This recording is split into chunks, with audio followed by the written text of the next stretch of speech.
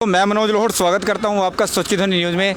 दोस्तों आज हम आए हैं वार्ड नंबर 14 की वार्ड नंबर 13 के अंदर, जहां पर हमीदा के अंदर ये खड्डा कॉलोनी पड़ती है। जहां पर खड्डा कॉलोनी के अंदर कल रात से ही लगातार आपको नज़ारा दिखा रहे हैं कि यहां पर एक जो खुला मैदान है, जहां पर प्रशासन की तरफ से लगातार कूड़ा गिरा जा रहा है और वो कूड़ा पूरे शहर को उठा करके यहां पर डंपिंग यार्ड बना दिया गया है। उसी डंपिंग यार्ड के अंदर किसी शरारती तत्व में या किसी भी तरीके से जो आग लगा दी गई है और कल रात से लगातार ये आग जो है जल रही है। और इसके धुएँ से जो यहाँ के निवासी हैं, जो आसपास के नागरिक हैं, वो सभी के सभी परेशान हैं। लगातार कल रात से ये लोग परेशान हैं। यहाँ पर प्रशासन की तरफ से अभी भी कोई खासी जो ज़रूरतमंद कोई कार्रवाई है वो नहीं की जा रही है। वही किस तरह की समस्या इन लोगों को आ रही है उसी के बारे में जानेंगे। यहाँ पर कोई निवासी हैं, उनसे जानेंगे। नमस्कार सर, आपका नाम? सलीम जी। किस तरह की परेशानी आपको कल रात से आ रही है? कल रात से सर ये आग तो 5-6 दिन हो गए लग रही है यहाँ, थोड़ी थोड़ी रिस के। ये कबाड़ा हम पूछा भी नहीं, मोहल्ले वाले अगर मना करते हैं कोई नहीं रुकता। ये जो वाल्मीकि हैं यहीं बना दिया, जबकि करकट की जगह नहीं है। करकट की जगह जगाधरी में है और यहाँ इसको भरते हैं जोड़ को, और कोई भी खड्डा हो उसको भरते हैं और उनको 100 गज जगह दी और वो उसी को करकट को बना देते हैं। ये मेन कहानी ये है। ये इतने जानदार लोग हैं, इनकी पूरी चलती है, हम लोगों की कोई भी बात नहीं चलती। जबकि लोग ये पन्नी का ये जो कूड़ा करकट यहाँ पर प्राइवेट कोई आदमी गिर रहा है या फिर सरकार के जो प्राइवेट सरकारी नहीं, जो ठेकेदार लोग हैं जी, अधिकारी, उनका सरकारी ठेका है, उन पे प्राइवेट आदमी है, वो यहाँ गिरते हैं। और ये सारा धुआं मोहल्ले में जाता है। देखो आप पीछे से सारा नजारा देखो, ये सारा जो है ना, ये मोहल्ले वालों को जाता है। पनियों का धुआं है। जी। पहले ही कोरोना से लोग परेशान हैं। ये नई बीमारी यहाँ हमारे लिए बन गई। ये मेन समस्या है। रात मैंने 2 गाड़ियाँ बुलाई पानी की, वो बुझा के गई, वो बोल के गए मेरे को, उनके मेरे पास साइन भी हुए हुए हैं। वो बोल के गए हैं कि भाई जब तक ये अंदर से आग नहीं बुझेगी तब तक इसका कोई इलाज नहीं है। ऊपर से बुझा के चले गए, ये रात तक फिर सुलग जाएगी। और ये ऐसे पहुंचती अगर आपको सही तरीके से देखोगे, ये कुछ ही घर बचे हुए हैं। ये लोगों के घरों के अंदर भी पड़ेगी। और रात को धुआं इतना था, ये सारे मोहल्ले वाले खड़े हैं, ये सारी औरतें खड़ी हैं। आप इनसे मालूम करो कि छोटे छोटे बच्चों को कितनी दिक्कत थी। रात दुकानों पे भीड़ थी डॉक्टरों की कि वो सांस से कितने परेशान थे। मैं यूपी की आवाज़ जब आके देखा तो यहाँ सांस लेने में इतनी दिक्कत थी, पूछो मत। इनसे औरतों से पूछो। बहन जी कुछ कह रहे थे आप? हाँ जी, इसी तरह यह जो क्या ये कर रहा है भाई, हम परेशान है धुएं से और हम कूड़ा गिरने से मना कर रहे हैं। भाई ज्यादा अपनी दादागिरी दिखाता है। भाई हमारी जमीन है, ये है वह हम गिरेंगे। ये जमीन किसकी है? ये तो सरकार की है जमीन। तो जी कूड़े गिरते हैं इस पर। इरिगेशन की। अच्छा जी। यहाँ पर पार्षद भी हैं इस वार्ड के, उनसे भी जानेंगे। नमस्कार मैम। नमस्कार जी। जो समस्या यहाँ पर निवासी बता रहे हैं उसके बारे में कुछ कहेंगे आप? देखिए ये बिल्कुल प्रशासन का दोहरा रूप है। एक तरफ तो स्वच्छता अभियान चल रहा है, उसमें मॉडल टाउन में क्या कर रहे हैं, मशीन लेके पेड़ों को धो रहे हैं। क्या ये इंसान नहीं है? सारे शहर का कूड़ा आप देखिए डंपिंग यार्ड बना दिया। कैल से ज्यादा बुरी स्थिति यहाँ है। जबकि यहाँ पिछले 2 साल में जितने भी नगर कमिश्नर आए सबको मैंने इसमें विजिट कराया। रिटर्न में उनको ये समस्या बताई है कि दलदल में यहाँ गाय धस के कई बार मरी है। एक दिन अखबार में खबर आती है, अगले दिन फिर वहीं का वहीं रह जाता है। रिटर्न में उनको दी, इरिगेशन को 2 लेटर दिलाए कि आप यहाँ मौत का कुआं बनाकर नहीं छोड़ सकते, आप पे बहुत फंड है, ग्रीन बेल्ट बना दीजिए, कूड़ा डालना है बंद होजिए। लेकिन आप देखिए सबको रिटर्न में देने के बाद भी क्या हाल है। अभी मैंने कमिश्नर साहब को फोन किया है, वो कह रहे मैं भेज रहा हूँ। मैंने कहा आप यहाँ देखिए आके, और आप देखिए कितना धुआं है। पहले ही लोग पता नहीं कैसे दवाइयाँ खा के जी रहे हैं, बच्चों को बुजुर्गों को इसका कितना नुकसान होगा आप खुद देख सकते हैं कि दोहरा रूप इनका। यानी वही नियम मॉडल टाउन के लिए अलग है, वो भी मेरी कॉलोनी है और हमीदा भी मेरी कॉलोनी है, लेकिन ये दोहरे रूप के एक जगह के लिए कुछ और नियम है और दूसरी जगह के देखिए स्वच्छता अभियान की पॉलिसी। जैसा कि कहा जाता है कि हम देख भी रहे हैं यहाँ पर, हमने कैमरामैन को कहेंगे दिखाएं एक बार, सरकार के द्वारा गौ संवर्धन नियम लेकर के बहुत बड़े बड़े दावे किए जाते हैं, बहुत बड़े बड़े फंड दिए जाते हैं, गौशालाओं को फंड दिए जाते हैं। लेकिन अगर यहाँ पर आकर के हम अपने कैमरे से दिखाना चाहते हैं सभी दर्शकों को कि यहाँ पर जो गाय जिसको गौ माता का दर्जा दिया जाता है, वो भी यहाँ पर जो गंद में पॉलीथीन जो है, जो प्लास्टिक है, उस सभी को खा रही है। उससे क्या प्रभाव होगा और जितने बड़े बड़े फंड जो दिए जा रहे हैं वो फंड कहाँ जा रहे हैं? आप देखिए कहाँ गई गौशाला, गौ के नाम पर सत्ता में आए हैं और यहाँ कम से कम 10 से 15 बार जिंदा गाय धंस के मर चुकी है इस दलदल में, और उसको लाइव अफसरों ने देखा है और यहाँ से गाय के लोग उठा के वहाँ तक निगम तक भी लेके गए हैं। और ये 10 केस हो चुके हैं पिछले 2 साल में, 10 केस जिंदा गाय धंस के मरती है। देखिए गाय के नाम पे गाय कैसे पॉलिथीन खा रही है। दूसरा बेटी बचाओ मैंने मैंने अभी समस्या के लिए मैं देखने तो एक समस्या और मुझे दिखी, छोटी छोटी बेटियां 10 साल से भी कम की कूड़ा बीन रही हैं। देखिए उनका बचपन कैसे खराब हो रहा है, बीमारियां उनको सारी उम्र लगी। कई विभाग हैं जो बेटियों के नाम पे काम कर रहे हैं, दफ्तर बनाए बैठे हैं, और सफाई के नाम पे तो आपको लगभग 1.25 करोड़ 1.5 करोड़ रुपए निगम का एक महीने का खर्चा है, वो इन्हीं लोगों की जेब से जाता है। और ये देखिए उसकी हालत क्या है। तो यानी कि यहाँ पर प्रशासन का भी दोहरा रूप देखने को मिल रहा है कि एक तरफ जहाँ पर थोड़ा पॉश एरिया है वहाँ पर तो लगातार सफाई होने के बावजूद भी सफाई पे सफाई के अभियान चला रहे हैं, लेकिन जहाँ पर जरूरत है, जहाँ पर जनसंख्या ज़्यादा है, जहाँ पर गरीब बस्तियाँ हैं, जहाँ पर सफाई की ज़्यादा जरूरत है, वहाँ का हाल जो है वो हाल हम आपको अपने कैमरे से दिखा रहे हैं। तो यहाँ पर और भी हैं जो समाज सेवक हैं कुछ यहाँ पर, उनसे भी जानेंगे। नमस्कार सर, आपका नाम? मैं मोहम्मद वसीम अकरम दाऊदी। जी जी। देखो जी, सबसे पहले तो मैं यही बात करना चाहूँगा, मुझे जो यहाँ के जो मोहल्ले वासी, मैं भी इसी मोहल्ले का हूँ, वार्ड नंबर 13 का ही हूँ। अल्हम्दुलिल्लाह सुम्मा अल्हम्दुलिल्लाह, अल्लाह के फजल से और बड़ों की दुआ से एक समाज सेवी का लक़ब भी मिला है। और फिर हमारा काम क्या होता है, समाज सेवी का अच्छे काम को बढ़ावा देना और बुरी बातों से रोकना।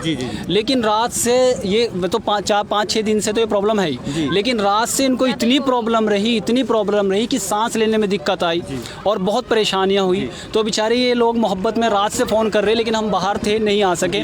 सुबह मॉर्निंग में भी ये प्रॉब्लम फिर रही, फिर सुबह मॉर्निंग में दिखाई गई। तो अभी आपके सामने सब कुछ डिक्लेयर करके देख लिया कि यहाँ पे कितना बुरा हाल है। बद से बदतर ज़िंदगी हुई पड़ी है। लोग कहते हैं कि काला पानी की, जैसे पहले एक आदमी को जब सजा दी जाती थी अंग्रेजों के टाइम में, तो उसको कहते थे भाई काले पानी डाल दो। हैं? मैं कहता हूँ वो काला पानी नहीं, ये सबसे बड़ी सजा है। ये देखो छोटे छोटे बच्चे खड़े हैं, ये देखो आप कैमरा डाल लो इस पे, ये देखो क्या बच्ची है, ये क्या बच्ची है। यहाँ पे जो बच्चे छोटी छोटी बच्चियाँ हैं वो यहाँ पे लोहा चुग रही हैं, सारा सामान उठा रहे हैं। तो इनकी ज़िंदगी बद से बदतर होगी। ऊपर से कोरोना जैसी महामारी बीमारी चल रही है। कोरोना बीमारी सिर्फ मास्क पहनने के लिए बीमारी है ये, है भाई, सैनिटाइजर करने के लिए बीमारी है ये, बड़े बड़े काम के लिए बीमारी आ रही। सबसे बड़ी जो बीमारी जो पहले यहाँ फैली हुई, इसको तो दूर कर दो, इसको उठाओ, इसकी सॉल्व करो। और इसमें मैं यही कहता हूँ, इसमें जो बहन निर्मल चौहान भी हैं जो हमारे यहाँ से पार्षद हैं, मैं यहाँ सब मोहल्ले वालों को से भी एक आपके मीडिया के माध्यम से जो यहाँ खड़े हैं सबसे एक रिक्वेस्ट भी करूँगा कि देखो हमारा काम, समाज सेवी का काम और चाहे पार्षद है उसका काम होता है कि आपको फैसिलिटी या वहाँ से निगम से आवाज़ को उठाना और मुहैया कराना, लेकिन काम कराना जब तक आप नहीं अड़ोगे, आप अपनी आवाज़ को इनकी आवाज़ नहीं बनाओगे, काम कराना पॉसिबल नहीं होएगा। तो इसलिए कोई भी समस्या होती है मैं सबको देता हूँ। एक पार्षद ऐसा होता है जो अपना नंबर भी बड़े एटीट्यूड से देता है, एक विधायक ऐसा होता है, भाई विधायक भी है विधानसभा 09 से बहन हमारी पूरे, हाँ, तो दो जिम्मेदारियां हैं। एक तो वार्ड नंबर 13 की पार्षद हैं फिलहाल, और 0 विधानसभा के मतलब प्रत्याशी 09 विधानसभा, तो पूरी जमुनानगर की जिम्मेदारी है, अब इनकी जिम्मेदारी भी है। तो आप सबको मैं ये जो यहाँ पे मिद्दा वाले खड़े हैं सबको ये कहूँगा, कोई भी समस्या होती है आप मेरे से नंबर लो 93 55 69 70 69, आप फ़ोन करो, लेकिन उसके लिए आप भी जागरूक रहो, नहीं तो आपका बच्चों का भविष्य बहुत अंधकार में जा रहा है और ये काली पानी से भी ज़्यादा सजा है। तो मैं रिक्वेस्ट भी करूंगा और अपील भी करूंगा कि आज कोरोना जैसी महामारी में अगर ये बीमारी न हटाई गई तो कोरोना से भी खतरनाक महामारी का रूप ले सकती है। और ये पैदा की गई है, पैदा की प्रशासन ने, यानी आप वहाँ की सारे शहर की गंदगी साफ करके आप यहाँ डाल रहे हैं। यहाँ इंसान नहीं रहते, यहाँ बच्चे नहीं, छोटे गरीब आदमी रहते हैं, ये तो अपने इलाज कराने में सक्षम नहीं है, जहाँ पूरे शहर का गंद डाल रहे हैं। तो ये गंदगी को खत्म करने की बजाय और बढ़ाया जा रहा है। हाँ, तो आप देखिए कहाँ बेटी बचाओ है, कहाँ गाय बचा रहे हैं, कहाँ सफाई अभियान है। जिन बातों को बोल के सत्ता में आए हैं उनका हाल आप देखिए। और जब आप यहाँ खड़े थे, अभी मेरे साहब निकले हैं यहाँ से, देख के निकल गई है गाड़ी आगे, कहीं और स्वागत करना होगा, यहाँ हार नहीं है लोगों के पास। और यहीं पे मैडम एक बात और, अभी आप बात कर रहे थे कमिश्नर साहब से बात, तो अभी हुई है, उन्होंने क्या सुझाव? मैंने कमिश्नर साहब को बोला, कमिश्नर साहब उसी जगह पे जहाँ मैंने आपकी विजिट कराई थी, क्योंकि मेरी हर 15 दिन बाद इस जगह के बारे में डिस्कस होती है, मैंने पूरे अपन रिटर्न कार्रवाई कर रखी है, मेरे पास लेटर है, तो सीएम विंडो पे डाला हुआ, इरिगेशन को भेजा हुआ और कमिश्नर साहब को, डीसी साहब को भी अलग से दिया हुआ है। ऐसा क्या कारण रहा होगा कि जब बाहर किसी पॉश एरिया में कोई काम करना तो एकदम से हो जाता है, लेकिन जब किसी गरीब बस्ती की बात होती है तो उसमें आनाकानी की जाती है? वहाँ लोग ताकतवर हैं भाई, हर बंदे पे अफसरों के फोन है, हर दबाव डालता है, ये बेचारे अपनी समस्या किसको कहेंगे? ठीक है, ये तो मुझे भी बहुत देर में फोन करते हैं, पहले आपस में जूझते रहते हैं। इनको पता ही नहीं कि जो बड़ी बड़ी कोठियां लेके बैठे हैं, दफ्तर लेके बैठे हैं, वो इनके पैसे से चल रहा है, वो इनके नौकर हैं, इनके वो नहीं, अधिकारी तो इनके नौकर हैं भाई, अधिकारी तो ये, लेकिन लोग समझते ही नहीं कि हम एसडीओ को कहाँ फोन कौन करेंगे जब ये छोटे से जीआई को नहीं कर सकते, या सफाई वाले को नहीं कर सकते, ये रोक नहीं सकते ट्राली यहाँ क्यों गिर रही है? क्या ये डंपिंग पॉइंट है? वहाँ पोश इलाके में लोग पैसे वाले रसूखदार हैं भाई, सत्ता उनके पास है, सब कुछ उनके पास है, तो इसलिए उनके तो पेड़ भी धुलाई हो रहे हैं और यहाँ सारे शहर का गंद गिरा जा रहा है। ये देखिए। तो मैडम अब इसका क्या, आपने जो आप यहाँ के पार्षद है तो आपने अपने लेवल पे क्या किया? मैंने आपको बता दिया कि पहले भी मैं रिटर्न में सारे विभागों को दे चुकी हूँ। अब जब भी रिकॉर्ड देखना चाहे मेरे पास ऑन रिकॉर्ड रहती है हर चीज। तीनों विभागों को बार बार चिट्ठियां दे चुकी हूँ। इरिगेशन की भी यहाँ 4 एकड़ जमीन है, नाले के लिए विभाग जोड़ डाला अपने उसको कि एक नाला बनाया जाए, इसका एस्टिमेट उन्होंने तैयार भी किया है। उसके बाद अभी मैंने कमिश्नर साहब को फिर फोन कर दिया है कि सर देखिए आके निगम की कारगुजारी से लोगों की जान जोखिम में पड़ी है। उसके बाद मेरे पास यहाँ जो हमारे सैनिटरी इंस्पेक्टर सुमित जी, उनका फोन आ चुका है कि मैडम मैंने कहा आज साइड पे यहीं खड़ी हूँ मैं, और देखिए आपके कारण कैसे लोगों की जान जोखिम में हो रखी है। छोटे छोटे बच्चे लालच में कूड़ा बीन रहे हैं, 10 साल की बच्चियां हैं, पाँव जल जाएंगे, आग लग जाएगी, क्या करेंगे? वो बच्चे को थोड़ी पता है कि आग और पानी से दूर रहना है, बताइए।